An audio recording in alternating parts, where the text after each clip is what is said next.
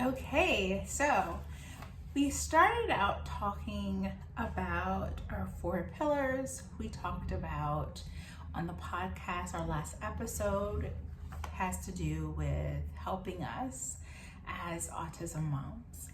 And as we prepare for holiday dinners, and today we're kind of just talking about the 4 pillars and how those are actually our anchors. Our anchors, because we are actually wanting to start with having the goal in mind when it comes to specifically self-care. Now, on the podcast, I have episodes already of defining what self-care is, what it means when I say it, what it means when I say mindful wellness. As my email is mindfulwellnessforautismmoms@gmail.com. I have all that explanation. I talk about the ABCs of being an autism mom and what that actually means. I talk about our 4 intentional needs. Guess what, friends? The pillars, which are our 4 intentional needs, are also our anchors, okay? So that is why we talk about those anchors all the time, because it's going to get us to the goal. So we already discussed having a calm mind is the goal. So what can we do for mindset? And I gave you some different options for that. Go back and listen to part 1. If you are starting here, go back to listen to part 1 so that you get a good synopsis of what exactly we're talking about. Second one. So our second pillar, AKA intentional need, is nutrition, okay? That's where we're starting. That's our anchor. What we want is a nourished body, and that is our goal, okay? So on this self-care journey, we want a calm mind. We want a nourished body. In order to have a nourished body, we have to have proper and nutrient-dense nutrition that we are consuming on a daily basis, okay? Nutrient-dense for us. For some people, they need loads of raw fruits and vegetables, nuts and seeds a day. Other people, they're more paleo. Other people, they need more of a whole foods diet. Basically, you need to eat according to what nourishes your body, okay?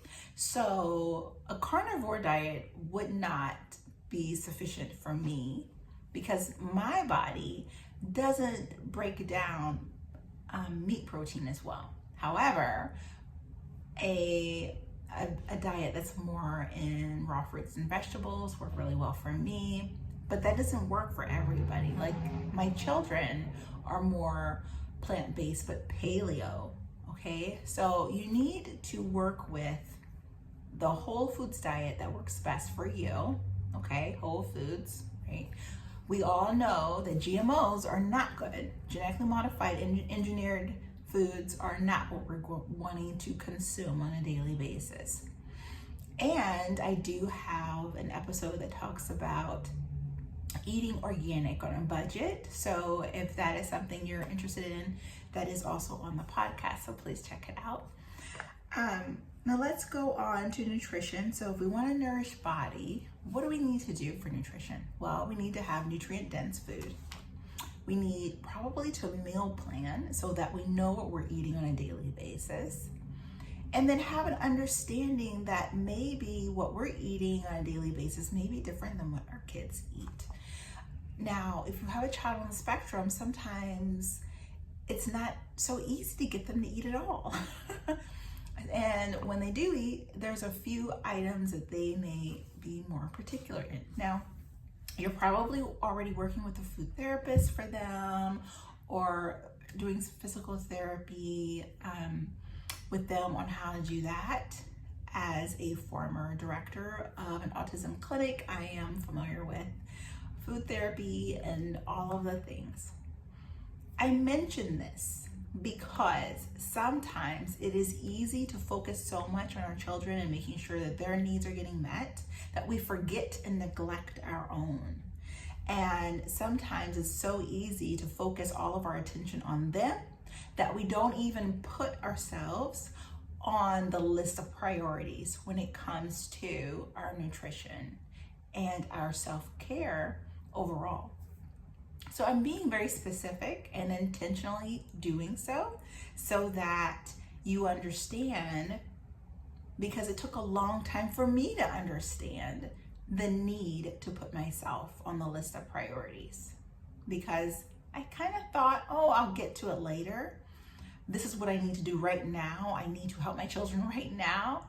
And it's a yes and a no. We need to help our children 100% right now, but we don't need to neglect our own health either. Because later on, if we neglect our own health, what happens is we can burn out. And I have met many women who have had health issues, mental health issues, physical health issues, all kinds of issues, because they have not put themselves on the list of priorities, okay? So the things that we talk about is really, really important, okay? So review, we have our umbrella, which is our aligned living. Under there, just imagine on one side, we have our goal.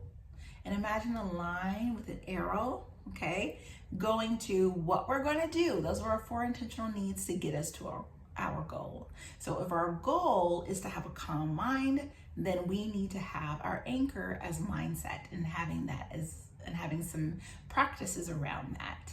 If our goal is to have a nourished body, then we need to have some practices, anchor practices around that. So we have nutrition. The next one, our goal is to have joyful movement in our lives, okay? Exercises that fuel us and gives us energy and excites us to be able to do them. We're excited to be able to get to that exercise class or the hula hoop or basketball or Pilates. The thing is that you can do all kinds of movement. Is it joyful? You want to have joyful movement in your life. So if that is a goal, let's look over here for what kind of movement gives us joy. Movement is our anchor. That's what we want to do every day or several times a week, okay? And then eventually we'll find what gives us joy, that joyful movement. And we'll be happy and excited to get to it because of how it makes us feel, okay? So our last one we want to talk about is restorative sleep. That's the goal. Restorative sleep is the goal, right? Every autism mama just breathed yes, said yes right now, I'm sure. Now, what is our anchor then? Our anchor is sleep. You cannot have restorative rest if you cannot sleep. Now, yes, you can have restful moments throughout your day, and that is a part of what we want to do, especially when it helps, especially when we're working on our circadian rhythms and wanting to reset our adrenal glands, which is also really important. We will be getting into a podcast episode concerning that because it's just so important. But we want to be able to, what can we do for sleep? There is, I believe, at least one episode that goes into detail of different things we can do to help us with sleep. When it comes to sleep, it can be challenging for the autism mother because a lot of kiddos on the spectrum do struggle with sleep. I understand that's a process, finding maybe different supplements to help them, finding the correct doctors to help them, all the different things that goes into helping them, but a lot of the things that help them helps us too. Having that joyful movement in our life, exercise does help promote that. Creating that melatonin in our body, making sure sun hits our face first thing in the morning is really, really helpful for sleep. Yes, herbs and vitamins and supplements can be helpful as well, but there's also different things we can do apart from that. So our phones, how much blue light are we getting around the time that we need to sleep? If sleep is an issue for you, then maybe we need to turn the blue light off that is emitting from our phones and our televisions and our laptops at least 1 hour before we are wanting to lay down to go to sleep, but sometimes up to 3 is going to be the most helpful. Now, I understand it may not be an option for you to do 3. I get that. Then we want to, as a minimum, keep it to at least 1 hour where that blue light is not hitting our faces and our eyes when we're trying to get to sleep at a certain time. Which brings us to the next point, making sure that we're actually getting in the bed if at all possible, to get at least 8 hours of sleep. No, let me rephrase, at least 6 hours of sleep, preferably 8 hours of sleep. But I understand, and I know from walking the experience of that can be challenging for a multitude of reasons. Some I have already mentioned. Okay, so sleep is the anchor. That is what is going to get us to restorative rest. Yes, understanding that there are several different practices under there, but anchor is sleep. So we have 4 different anchors, which are also our pillars or 4 intentional needs, which are movement, mindset, nutrition, and sleep, which will give us a calm mind, a nourished body, joyful movement in our lives, and restorative rest. Okay, now, this is a journey. That's why I wanted you to imagine that the goal is on one side and the anchors are on the other side. We are needing to build a bridge to get to the other side. Okay, so knowing that, we want to also have an understanding of this. Now, yes, number one, knowing what your no is, what it is you're not going to do, is important. But I also feel like, and nowadays even more important, is knowing what your yes is. What are you saying your yes to? Because we as women often will say yes to a multitude of things. Sometimes because we have not clearly thought about what the consequence of that thing is, or each time you're saying a yes to one thing, you're saying a no to something else. And so sometimes I think that it's very tempting for us as women, just naturally, without even giving it much consideration, that we will say yes to one thing, not realizing what we're saying no to. So it is important to own the yes that you're saying. For instance, and I've been guilty of this, I don't even know, umpteen amounts of times, of scrolling. So if I subconsciously have said yes to scrolling, what am I saying no to? Okay. And if I'm scrolling like for work or whatever, then if it is not a time that is penciled in, then what am I saying no to? So that's just like a simple example that I think that most of us are very familiar with. So I think it's so important to own your yes. Consider if you're living mindfully and with intention, which is so important. That's why we have our 4 intentional needs. So we're actually intentionally putting ourselves as a priority on the list of to-dos or on the list of what's important in our lives. We have to actually do that, especially as an autism mom, because I know when my child received that diagnosis, I went hardcore working to get him the best therapies in the best school, getting the best supplements, doing things in the most natural way I could think, and hiring all of the people that needed to be hired in order to meet our goals of helping him meet those milestones and everything. And of course, each child is different and they do everything in their own time. That's why it's called a spectrum. But I wanted to give him the best start possible. And in that getting, I worked really, really hard, and a lot of things went to the wayside. And one of those things that went to the wayside was my own intentionally looking at my health and focusing on my own health and my own self-care. And it wasn't until years later that I realized the mistake I had made when I started to have my own health challenges. And so that is why this process is so important, and doing the work of thinking about, okay, what am I saying yes to that I'm not intentionally saying yes to? When I say yes to scrolling on Instagram or Facebook or whatever, what am I saying no to? Looking at that intentionally is so important. Okay. And then our last thing, let me see. Well, I want to mention this as well. When we are getting started on our own self-care journey, we want to look at things in a whole person, holistic way.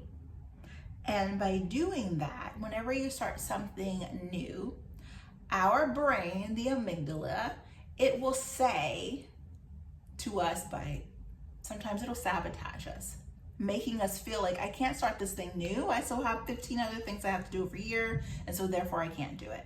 Especially if there's something that's really big. When you start thinking about the word self-care, it's still like a little bit ambiguous. What does that mean exactly? That's why we really just focus on the 4 intentional needs by looking at the ABCs of being an autism mom, by looking at what the goal is of those 4 intentional needs and talking about those over and over and over again, and all the different ways we can apply it in our lives.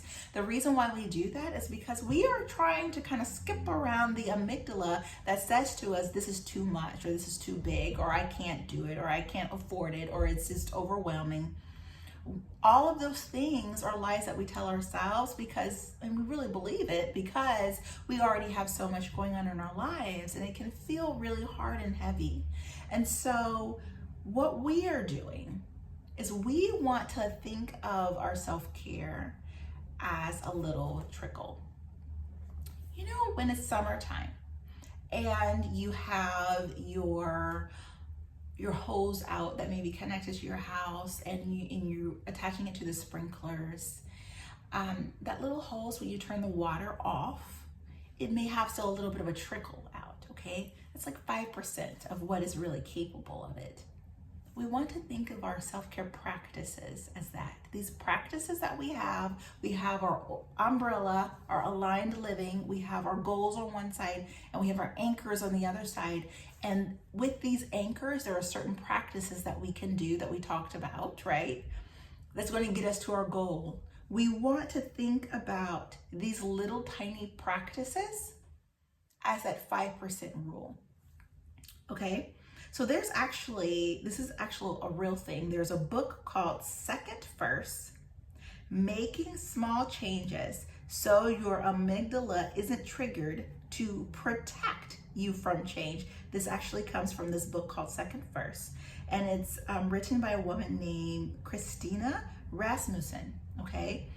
And she talks about in this book about how to make changes without feeling overwhelmed or feeling like you can't do it, because the amygdala starts sending signals to the body and the brain saying, this is too much for us, it's too overwhelming. Have you ever noticed when you're trying to make a really big shift, if you try to make that huge shift all at once, it can feel really overpowering?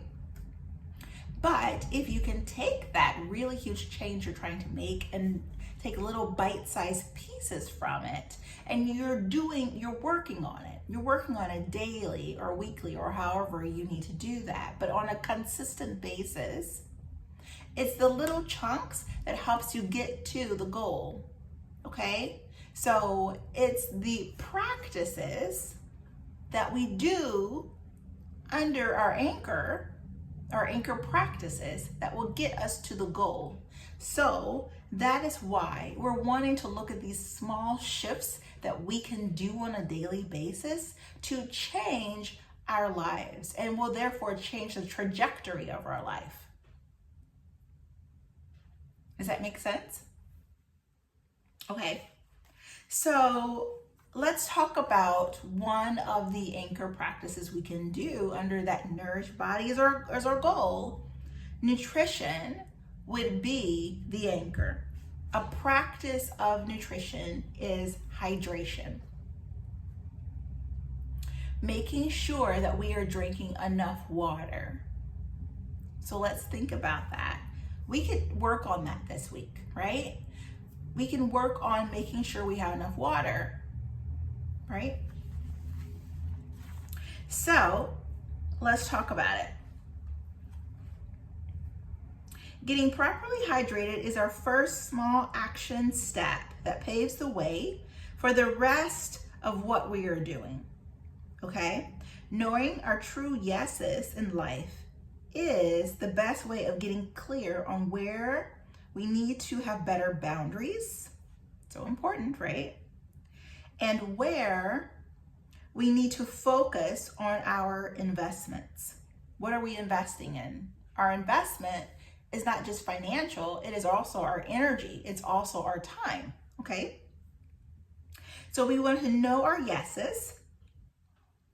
And when we know our yeses, it paves the way for easy no's. So if we know what we are for, then it's easy to say no to something else, right?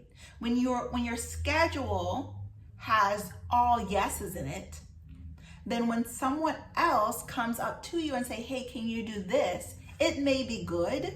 It may be a good thing to do, but it goes against your true yeses. So that's an easy no for you. Okay? So when we have that happening, then it becomes so much easier. So the last thing I want to talk about is making these small shifts and how we're going to start with these small shifts. Small shifts. So the first small shift that I want to talk about are graces and permissions. And we can think of this as I will give myself grace to, or I will give myself permission to. So let me give you an example. If my child didn't have a great night sleeping, then maybe I will give myself grace to take a nap in the afternoon and put on a movie that they enjoy watching and take a power nap. Okay, that's one example. What about permission? Let's say because I'm not feeling well, if that was the case for you, then I will give myself permission to work a little slowly today. Check in with myself and see what I need. Maybe instead of getting all the work that I plan to do, the housework or whatever, if you work from home, whatever work around the house done, I'm gonna go to bed a little bit earlier, or I'm gonna take some time and have a bath. I'm gonna light some candles. I'm gonna make myself a cup of tea. I'm gonna give myself permission to take the time to take care of myself. So that may be the first small shift. That is a first small shift that I wanna talk about, but that may be the first time you're hearing about it.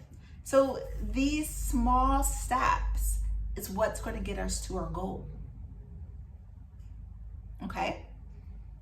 Getting to the goal of having a calm mind, a nourished body, having joyful movement in our life that we are participating in consistently, okay? And having restorative rest, those are our goals. Those are our goals, and we will get there. How do we know? We know because we've created a bridge to an anchor, and then we have practices under that anchor to support it. And if we do that consistently, it is naturally going to get us to our goal. Okay?